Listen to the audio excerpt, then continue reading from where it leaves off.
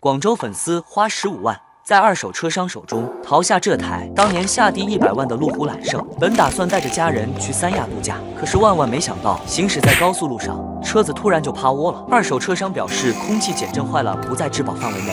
4S 店2条报价53800，车子本来就不值几个钱了。幸好大哥之前收藏了我们的视频，看我们的服务设备、环境售后都有保障，直接带着家人一起找了过来。视频都看到这里了。